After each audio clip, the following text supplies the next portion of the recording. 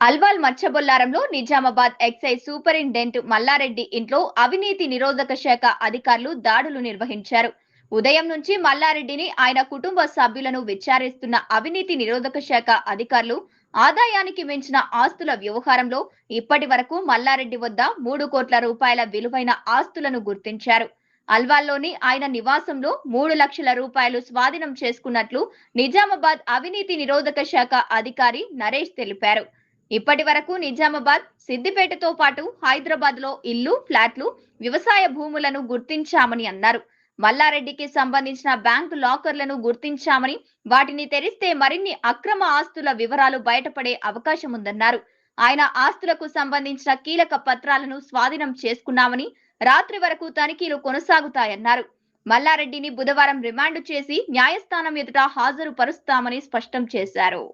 ఈరోజు జరుగుతున్న సబ్జెక్ట్స్లో accused Mallareddy sir EC excise superintendent Nizamabad గారింట్లో సోదాలు జరుగుతున్నాయి. పొద్దున్న నుంచి ఇప్పటి వరకు కొన్ని రెసిడెన్షియల్ హౌసెస్ మరియు ఒక 8 ఓపెన్ ప్లాట్స్, అట్లాగే కొన్ని అగ్రికల్చర్ ల్యాండ్స్ కూడా గుర్తించడం జరిగింది. వాటి వీళ్ళ మొత్తం సుమారు 3 కోట్లు ఉండొచ్చు.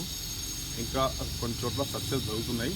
ఇంకా పూర్తి వివరాలు తెలియాలంటే ఇంకా ఇన్వెస్టిగేషన్ జరిగిన తర్వాత మీకు పూర్తి వివరాలు తెలియదు. ఇప్పటి వరకు ఎక్కడెక్కడ సోదాలు నిర్వహిస్తున్నారు జరుగుతున్నాయంటే ఇప్పుడు హైదరాబాద్లో జరుగుతున్నాయి, కొన్ని నిజామాబాద్లో, వాళ్ళ సొంతూరైన సిద్దిపేటలో కూడా కొన్ని సర్చెస్ జరుగుతున్నాయి.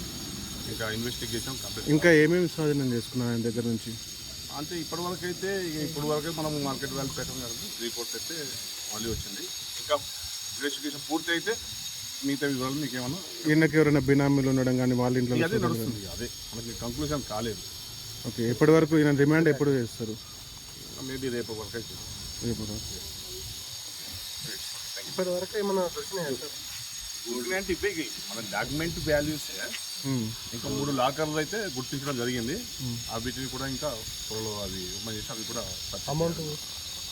అమౌంట్ ఏం లేదు. అంటే మ్యాక్సిమం అయితే ఇప్పుడు 3 కోట్స్ వరకు అయితే లిక్విడ్ కాదు, డాక్యుమెంట్ గోల్డ్ కూడా. అదే లాకర్స్ ఉన్నాయి కదా, ఆ లాకర్స్ ఒకవేళ ఓపెన్ చేస్తే అందులో ఏమన్నా ఇక్కడ ఇంట్లో అయితే ఇక్కడ ఏం లేదు. అంటే ఇక్కడ 3 lakhs. వాళ్ళ కుటుంబ సభ్యులు ఏమన్నా చేస్తున్నారు వాళ్ళ ఇంకా వేరే బంధువుల ఇంట్లో? వాళ్ళు ఏం చెప్పలేదు. ఇన్వెస్టిగేషన్ కంప్లీట్ అయితే మనకు కంక్లూజన్స్ వస్తుంది.